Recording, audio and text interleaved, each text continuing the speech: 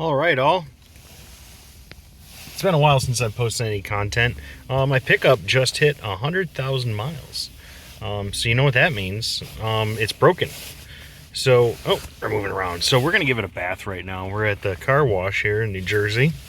It's cold, so I'm not washing it outside. We're going to give her a bath. We also got a thump going on in the left front, going over bumps. And then if you kind of turn the wheel side to side when you're moving, because I'm not moving, you'll get a little bit of a thump coming from the left front too. So I'll show you one of the common failure points for many Chevy trucks. This is 2018, but I mean, this is from forever. Chevy trucks, any kind of truck really. We got a common failure point that causes a noise. It's really cheap to fix. So I'll walk you kind of through the repair process and what it looks like when it's broken. Hopefully I can save you some money. It's a relatively simple repair. We got some other maintenance to do on this thing. I haven't ordered the parts yet, but I do want to get rid of this thumping noise and this rattle noise because it's driving me crazy. So we're going to take care of that today. And then we'll create some more content. I'm also working on the Camaro too. In the process of doing some subframe connectors in the Camaro. I do got to make some modifications to the subframe connectors, so I'm still working on that. I got to get it to the weld shop, but I just want to show you a very quick video here, something to look for on your Chevy trucks or really any make trucks. And for Chevy, I mean S10s, Astrovans, all the way back then to now. They all have the same common failure points, so we'll get to it.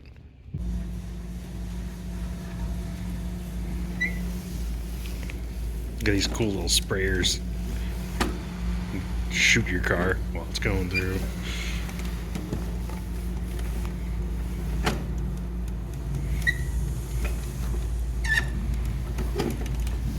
Alright, so as I said, we got it clean, we got back at home. We got a noise coming from the driver's side front. It's the left front. We do want to get this apart and see what's going on. I got the wheels chalked. I'm going to jack the thing up. Before I get the tire off, I am going to check to make sure, see if there's anything loose in the front end. But yeah, I got the wheels chalked. I got parking brake on. I'm going to lift up just the left front right now. I'm going to check the front end, see what it looks like. And I'll show you what I found earlier already. But yeah, let's get this thing jacked up in the air.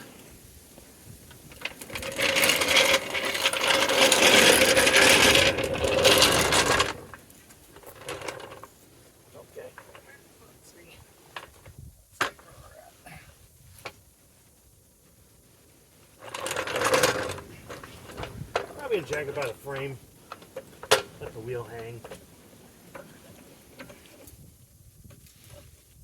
You can get a jack in there somewhere.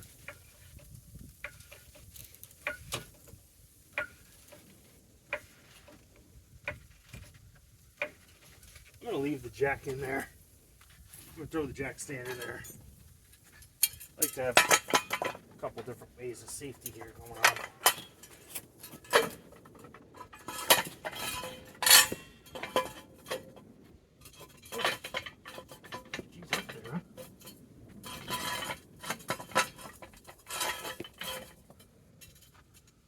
Throw a pin in there. Drop it down a little bit and see if it holds. Yeah, we're good. Okay. Alright, so it's up in the air. I'm going to bring this down just a hair. I'm going to show you what I'm going to do just to check to see if there's any play in this tire, which would indicate to me there's something loose in the front end. So I'm going to show you want to grab the tire on both sides here, go side to side. You want to feel for looseness. It's going to move. It's going to move, everyone. But if it's got excessive play, you're going to feel a clunk. I don't feel a clunk. Usually if you're going side to side, it's going to be an indication of, could be a wheel bearing, usually top to bottom, but it could be if it's loose enough. But usually it's tie rod, inner or outer tie rod end, or rack bushing too could do it. It's got a steering rack in it. If a bushing was shot, you feel it that way. Then I'm going to grab the top of the tire, bottom of the tire, go up and down, see if I feel anything. Usually on these, you'll feel the upper ball joint, might feel the lower, and also wheel bearing. I don't feel anything loose. That's a good day, because usually these things have something loose in them. But me, I'm not feeling anything. So my next step is get the wheel off. I do need to go get the right socket. I didn't grab the right socket, so I'll be right back. All right, so I'm back. Just like a lot of you guys, I'm doing this out in the cold and driveway. It's more fun. It makes you feel like you're a kid again, you know? So I got some electric impact. I can bust out the air, but don't need to bust out air.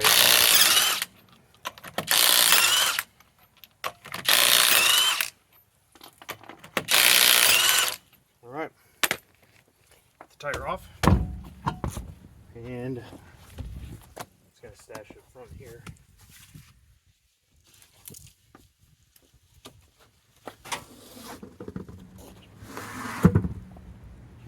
All right, so you that got a watchful eye out there, you might see what's wrong already, but I'm gonna bring you a little closer. So what's going on here is the sway bar link.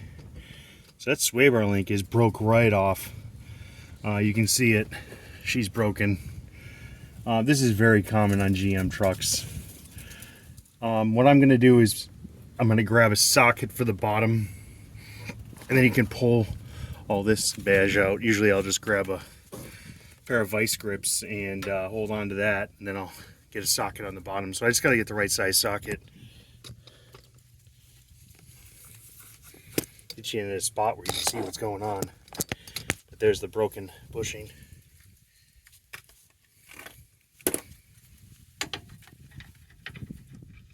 Alright, so the replacement one I got is not the same size. I think it's a 15. I'm gonna go get the right one. I'll be back. Alright, so I got the right socket. It is a 15. The replacement is a 14. I'm gonna grab some of these guys here. These are your Jiffy Lube drain plug pliers. There we go.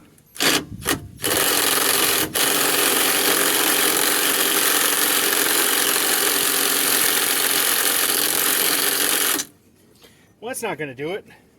Let's see if I can pry this off. It's pretty rusted in there. That's what happens is it's just a bolt that goes through. It rusts off. I'm gonna grab a pry bar and a little spray. All right, we're back at it. I hit it with some knocker loose, some penetrating oil down the hatch up top. You can see it's all rusted where the bolt broke off. I'm gonna try some brute force and ignorance. Usually that'll do it. If I can get this broken loose from the... There we go. No, maybe not. If I can get it broken loose, the bolt that goes through, usually that's a good thing. I'm gonna put it right up against the caliper. Just give her heave ho. Yeah, there we go.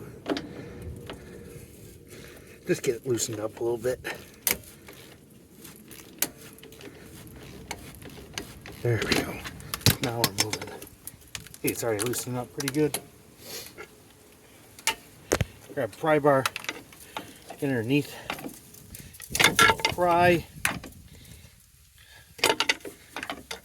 We're just pulling this collar and bushings off of the center bolt. Really all you gotta do.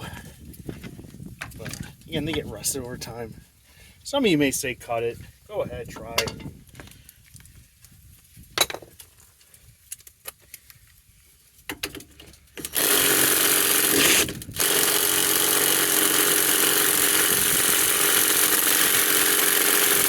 Yeah, it's still not strong enough. The half inch will do it, but that won't. I'll just keep getting it with this.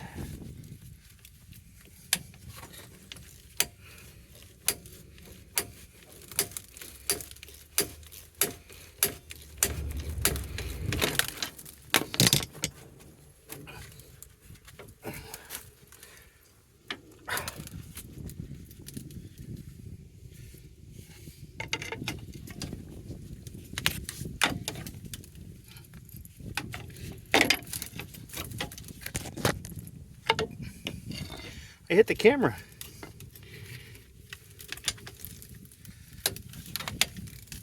It's coming out. Get there. Gotta be patient. Again, you can cut this if you want. You'd have to get it from in between the control arm and here, like right in here. The hole's not really accessible on the bottom. Or you could try and break it on the bottom part of it.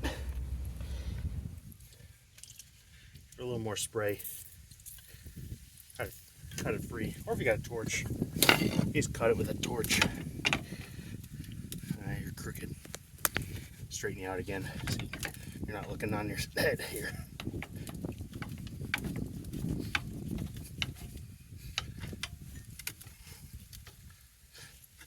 Yeah, almost there. Rusty Northeast cars. Tell you what though, I grew up in upstate New York, and stuff rusts way worse up there than here in New Jersey.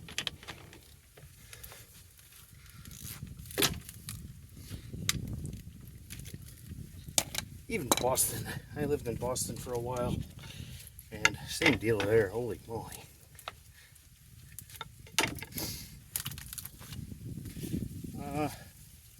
There are clever ways to do this, and breaking it might be a clever way. Cutting it.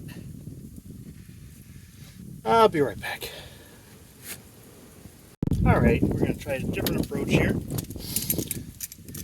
Well, similar approach, just more power. There we go.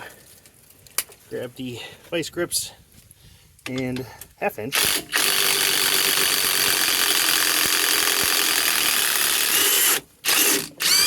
Alright, there we go.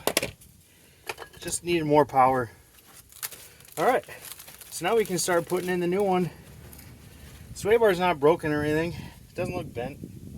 And it just got rusty and broke. Just see, there's the little sleeve that's in there. They got a plastic sleeve. They got rubbers on either side. One on the sway bar, one on the control arm. And there's a bolt that goes through, and that bolt broke. Here's the bolt. They just get full of crap and rust and they break.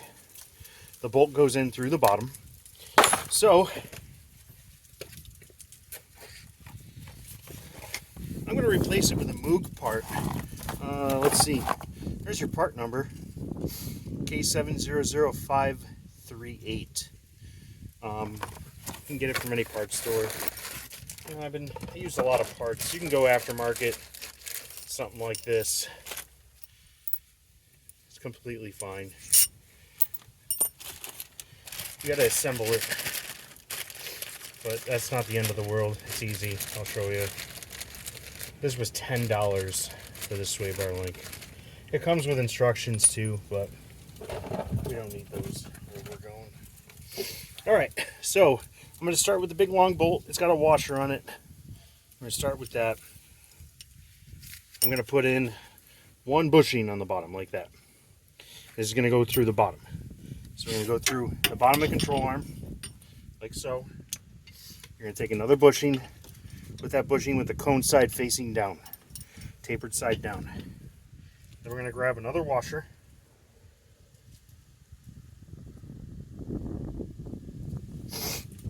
The washer's going to go like so.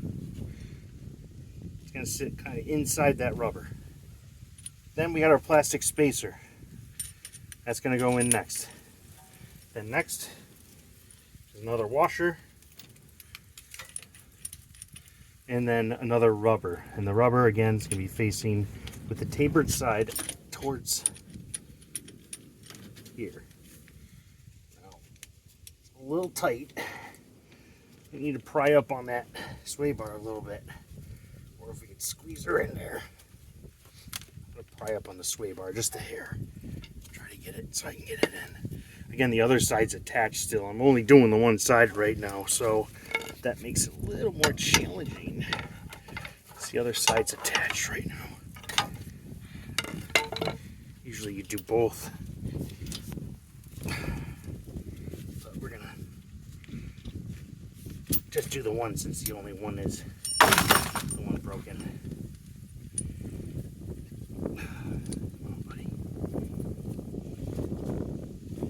My suspension is hanging too, just for reference. We're gonna fight with this in a minute. So we are doing this on our knees. I'm gonna sit down, get on my butt.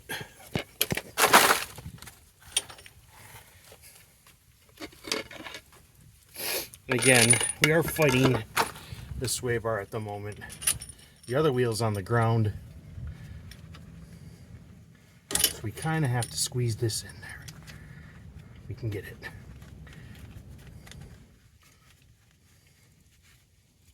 Like so. All right. Oh. Haha. Almost.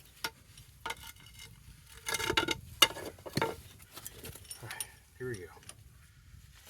See, this is what's good about watching somebody on YouTube do this, because the stuff I go through, you're likely going to go through yourself. It's not like watching something on the Speed Channel where they don't show this stuff.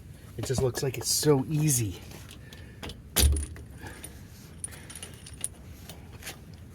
Like they never have a problem whatsoever.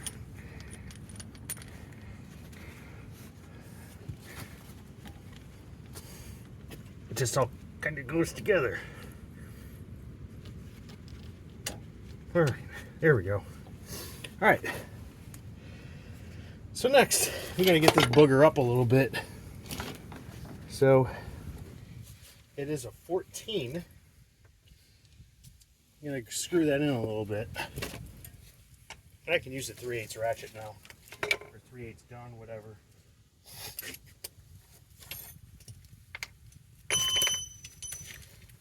And I'm just going to give her a little, there we go. Let's get it popping up. All right. Now we're going to do another bushing.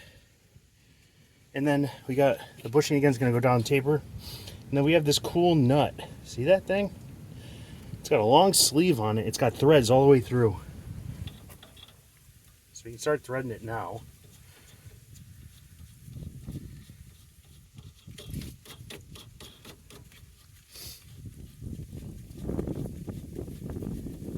Then grab a wrench to hold on to the top, and of course the top of the wrench ain't the same size as the bottom. I got a 14 here. Guess what? It's not the same size. So we use our adjustable wrench, so we don't have to go back inside. It's kind of cold out here today. But we have this adjustable wrench. That'll work really good. Now we're just going to tighten it down.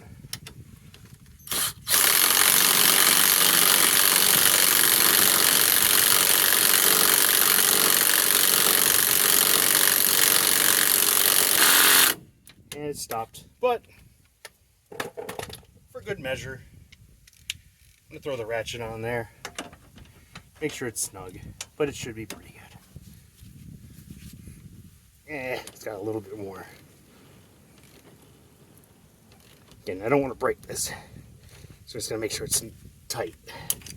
There we go. All right, so the new one's in. Should have no more clunky. Again, it's not the most difficult thing in the world to do. Everything's tight now. I did it, I don't know, 10 minutes or so. But all I got to do is get the tire back on, which is all the reverse removal. I'm going to take a look at the brakes, which if you look, I don't know if you can see in there, they're getting pretty low. So we're going to have to do some brakes soon. But I know I got to do brakes. I got to get some struts for this thing. It's been on the road for 100,000. The ride's been better, so I'm going to do some struts in this thing. Some front brakes. I did the rear brakes not long ago.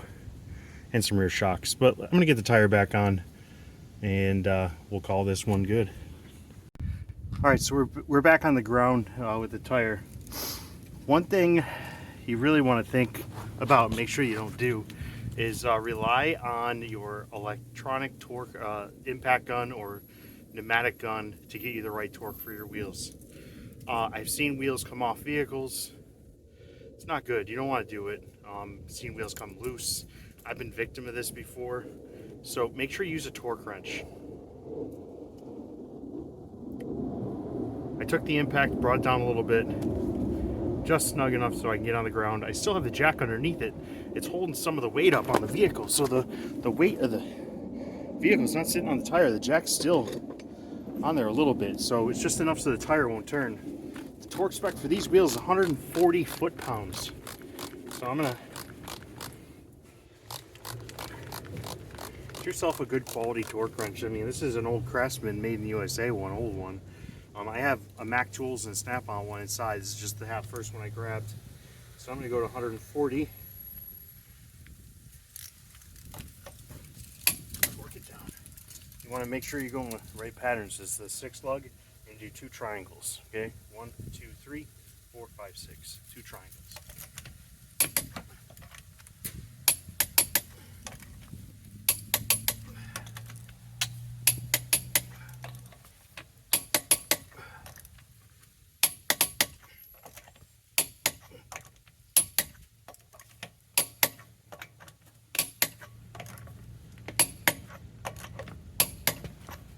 All right, spend the extra 30 seconds to a minute. Grab your torque wrench, do it right. Stay for a ride. All right, so we're in the truck. Parking brakes off. I took the wheel chalk out, wheels tight. Let's go for a ride, see if the rattle's gone. All right.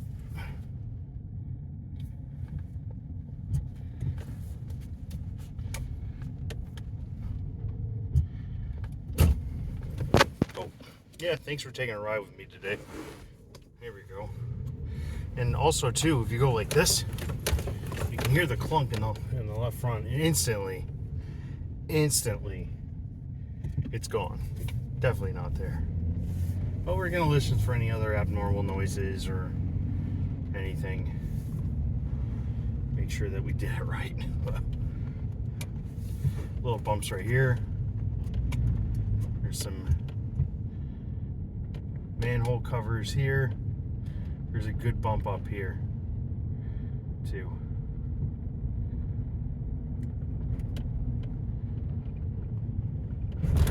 Yeah, instantly it's fixed. Now, something that I always learned coming up, you know, as a tech, do unto one side what you do to the other. Now, if this was a customer's car, I would probably customer's truck, I would probably recommend that they do both sides, because you do the one side, it's not going to be too much longer until the other side goes. But it's my truck, my rules. I know that if it happens on the other side, I can do it relatively quick, but my problem's gone, so I'm not worried about it. I'm not worried about the comeback. So again, everyone from Late Century Garage, appreciate you tuning in. I am going to have some more content. Working on the Camaro. I got some more work to do on this daily driver, so I'm going to have a lot more coming up. And if you guys got any ideas or you got thoughts or questions about your 3rd gen, how to test stuff. You always wonder how to test fuel pressure or spark or anything like that. You want a video? Let me know. All right, thanks.